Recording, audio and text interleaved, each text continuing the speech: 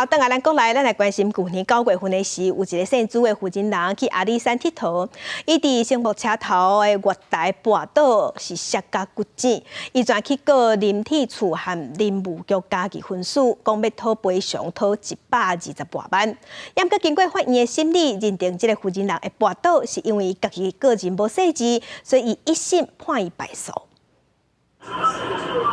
外口落大雨，路骑架雨伞行伫无栈道，林群中有负责人突然卡一骨，跋倒伫土骹，受气指控伫园区买的塑胶下套有严重欠点，也报办阿里山新步车站地势保平，路骨骨才会互伊跋倒去，甲拍官司讨赔。如果有标示清楚的话，自己应该去注意告示牌的标示是怎样，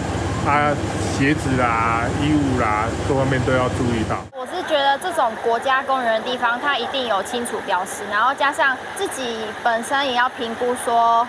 自己的年纪适不适合来这种高山。代志发生到伫去年9月，姓朱的负责人参加阿里山之旅，不加规身躯伤，搁有真侪所在骨头支起，毋是提过林体处，讲卖下套卖指骨颠倒开骨倒，也对林务署家己分数提起民事诉讼，主张车站相关管理甲安全设施有问题，前后拢总讨赔超过121万，也毋过家己电院一审判伊败诉。协助申请阿里山国家森林游乐区团体保险。理赔13万3000元，本处尊重司法判决。败诉的理由包括法官心照，负责人穿的下套是园区店家家己推广卖的，并不是林地处经销商品。也鉴验会并发现，负责人迄当时为伊铁去路边仔的石瓦地，搭起哩月台平台，倒脚搭到正脚的塑胶下套，造成牙脚的时阵重心无稳滑倒。认定甲相关管理插安全设施无关系。面对判决结果，林地处表示尊重，专案也会当上诉。记者综合报道。